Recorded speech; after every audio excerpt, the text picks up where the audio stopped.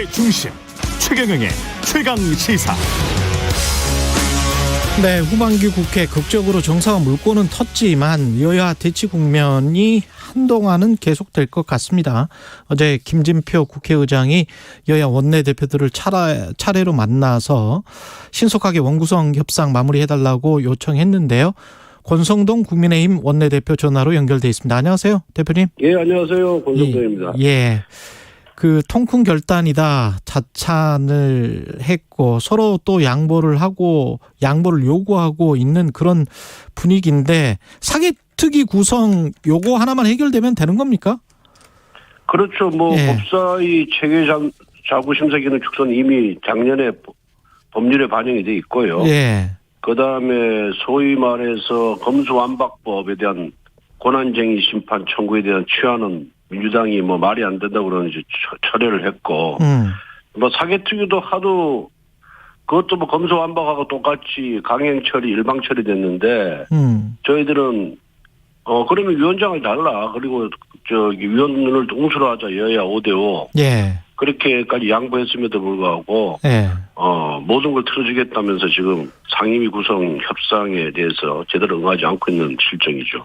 대표님은 양보했음에도 불구하고 이렇게 말씀을 하셨는데 예. 민주당 박원군 원내대표는 모든 상임위는 의석수에 비례해서 배분하는 건데 5대5 동수의 사개특위 위원장이 국민의힘이면 국민의힘이 왜 그러냐면은 예. 우리가 검수완박 법안에 대해서 반대를 했고 예. 또 극렬하게 투쟁을 했잖아요. 예. 그런데 거기에 대해서 그걸 정상 운영하자 그러니까 그럼 정상 운영 우리가 반대하는 그 특인데 정상 운영하자 그러니까 그러면은 우리가 참여할 명분을 줘라. 참여할 명분을 줘라. 예, 그렇게 되는 거 아니겠습니까? 우리는 거기 안 하겠다. 사개특위 운영에는 절대 우리는 협조 안 하겠다라는 입장을 여러 차례 밝혔음에도 불구하고 거기에 대해서 같이 하자 그러니까 그러면 같이 참여할 명분을 달라. 당연히 그래야 되는 거 아니겠어요? 저희들이 반대하는데 또 와서 해달라 그러니까. 그 명분은 5대5의 위원장은 국민의힘이어야 된다. 왜냐하면은 또 거기서 또 날치기 통과시킬 수가 있는 거거든요. 자기들 멋대로. 예. 그래서 그거를 법적 저지력을 가지려면은 5대5, 그다음에 위원장을 우리가 가져야 된다. 그 말씀입니다. 예. 그럼 워낙 전례가 많잖아요. 옛날 공수처법부터 시작해가지고 준연동형 비례대표제부터 해서 합의를 처리하겠다 해놓고는 다 어긴 적이 한두 번이 아니에요. 예. 민주당을 믿지 못하시는 그런 상황인 것 같고. 아니 그를 떠나서 예. 그런 전력이 많이 있었으니까. 그래 사개특위가 구성이 돼야 다른 법안들이랄지 논의가 될 것 같은데 민생이 아무래도 큰일이잖아요. 여야가 그거는 다 느끼고 있는 거고. 아니 그러니까 원구성과 사개특위 운영은 전혀 별개의 문제거든요. 별개 문제다. 예. 국회의장 뽑고 상임위원장 뽑으면 원구성이 되는 거예요.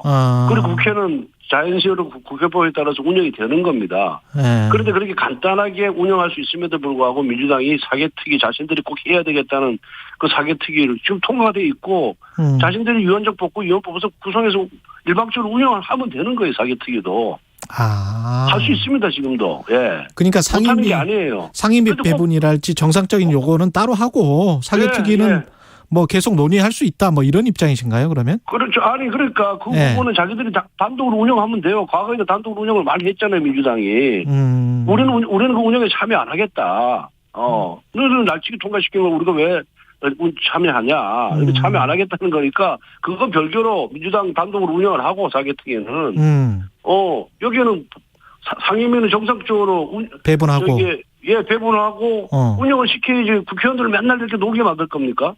예. 알겠습니다. 그래서 이런 걸 갖고 자꾸만 정쟁의 소재로 만드는 거예요, 민주당이. 예. 진짜 민생, 말로만 민생 걱정하고 떠들지 말고, 진짜 민생을 생각하고 국민을 생각한다면은 상임위부터 가동을 시켜야죠. 그리고 사개특위는 단독으로 운영하다가 여러 가지 조건이 맞으면 우리가 또 참여할 수도 있는 거고, 조건이 안 맞으면은 민주당 단독으로 하면 되는 것이고요.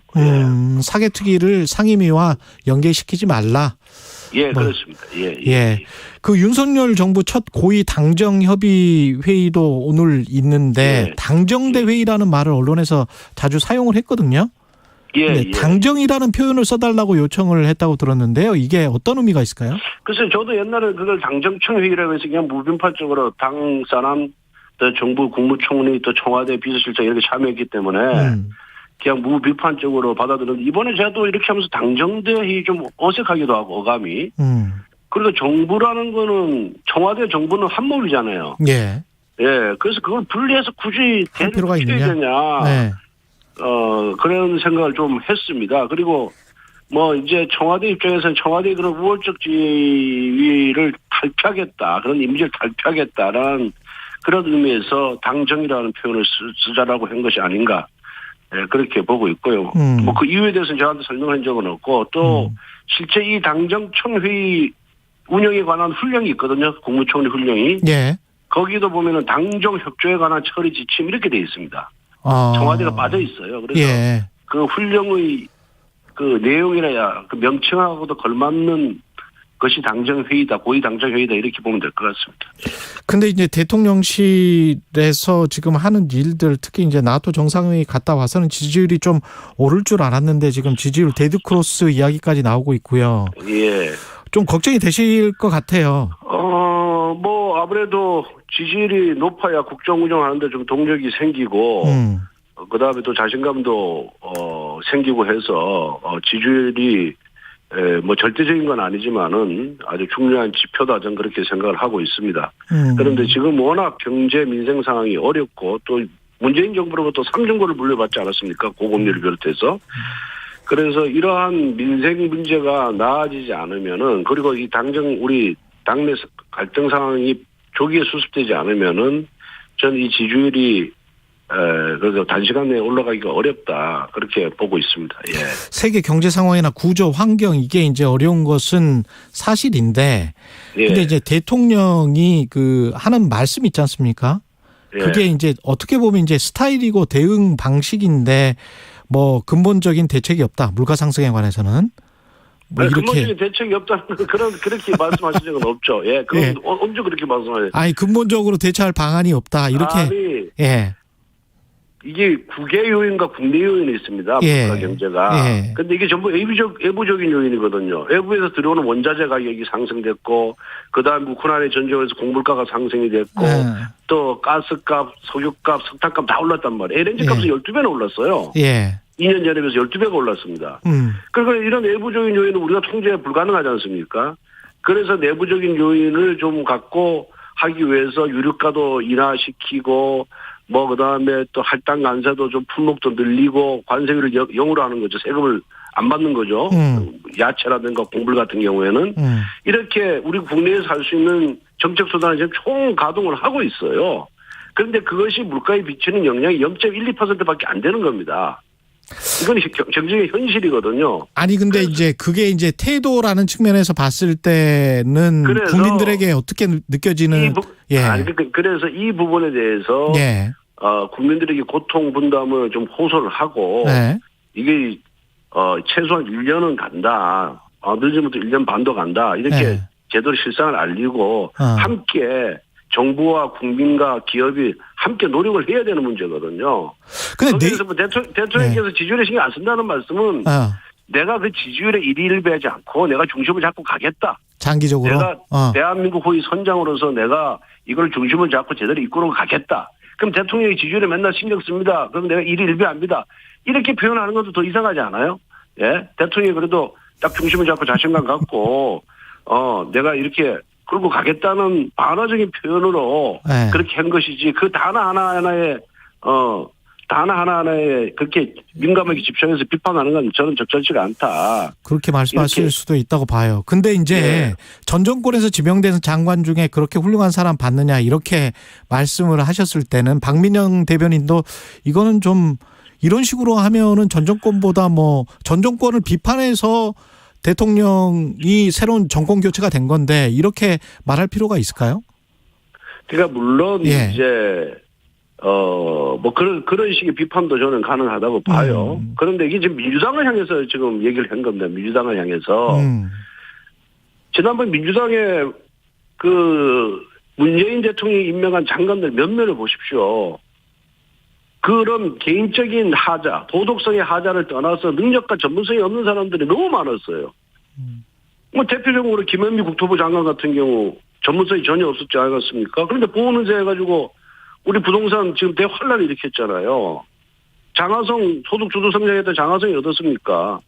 이분 결국 소득주도성장에서 대한민국 경제를 망쳤어요. 그 동생 장호는 2,500억 펀드 환매 중단으로 구속 기소됐지 않습니까? 이렇게 민주당이 이 인사에 대해서 뭐라 시작하니까 민주당 때문에 더한 거 아니냐. 그런데 우리는 도덕성적 문제가 있는 사람은 다 잘라냈어요, 사전에. 그리고 능력과 전문성 위주로 우리가 지금 기용을 하고 있거든요. 그래서 완벽하지는 못하지만은 능력과 전문성에 대한 비판은 거의 없어요. 그래서 도덕성 측면에서 일부 한두 개 하자가 있죠.